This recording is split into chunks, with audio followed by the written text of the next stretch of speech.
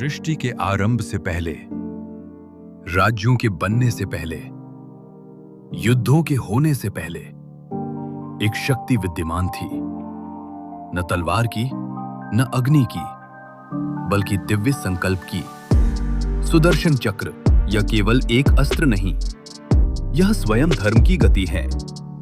यह क्रोध से नहीं चलता, यह चलता है न्याय के आह्वान पर। प्राचीन काल में ये दिव्य चक्र पालन करता भगवान विष्णु के हाथों में था। उनकी उंगली पर घूमता हुआ यह चक्र सृष्टि के संतुलन का प्रतीक था। यह केवल वार नहीं करता था, यह व्यवस्था को पुनः स्थापित करता था। क्योंकि सुदर्शन को हाथ नहीं चलाते, उसे चलाता है सत्य। कुछ कथाएं कहती हैं कि इस दिव्य चक्र की ऊर्जा महादेव शिव के तप से उत्पन्न हुई। ध्यान की अग्नि से, तीसरे नेत्र की ज्वाला से एक ऐसी शक्ति प्रकट हुई जो समय को भी मोड़ सकती थी। पर उसका उद्देश्य विनाश नहीं था, उसका उद्देश्य था संरक्षण। जब विष्णु ने कृष्ण रूप में अवतार लिया, तब संसार अधर्म से भर चुका था, अहंकार बढ़ चुका था, लोभ ने मनुष्यों को अंधा कर दिया था। लेकिन कृष्ण ने हथियार नहीं उठाया, उन्होंने केवल अपनी उंगली उठाई और उसके चारों ओर सुदर्शन चक्र घूमने लगा। शांत, स्थिर, अजय, वो प्रतीक्षा कर रहा था सही क्षण की। राजसभा में जब शब्दों में अहंकार भर गया, जब धर्म को चुनौती दी गई, कृष्ण शांत रहे। पर जब मर्यादा की सीमा पार हुई, सुदर्शन का प्रकाश तेज हो उठा। वो क्रोध में नहीं चला, वो चला समय के अनुसार।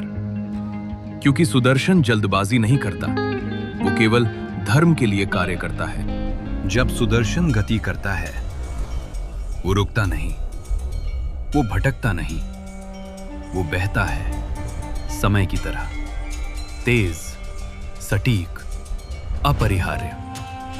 वो शरीर को नहीं, अधर्म को काटता है और कार्य पूर्ण होते ही वो पुनः अपने स्वामी के पास लौट आता है। पर सुदर्शन की सबसे बड़ी शक्ति विनाश नहीं है, संरक्षण है।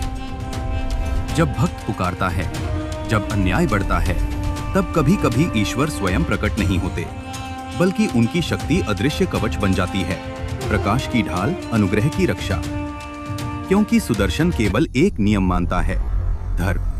सुदर्शन, सु अर्थात श्रेष्ठ, दर्शन अर्थात दृष्टि, सत्य को देखने की शक्ति।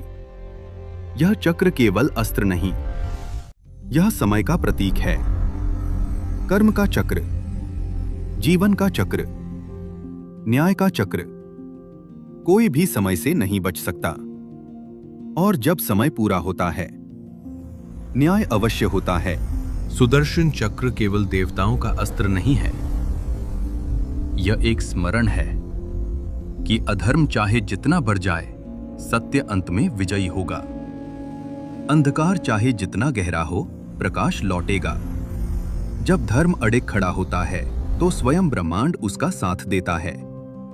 और कहीं न कहीं आकाश में वह दिव्य चक्र आज भी घूम रहा है। यदि आप दिव्य शक्तियों के और रहस्य जानना चाहते हैं, तो जुड़े रहिए, क्योंकि अगली कथा और भी अद्भुत है।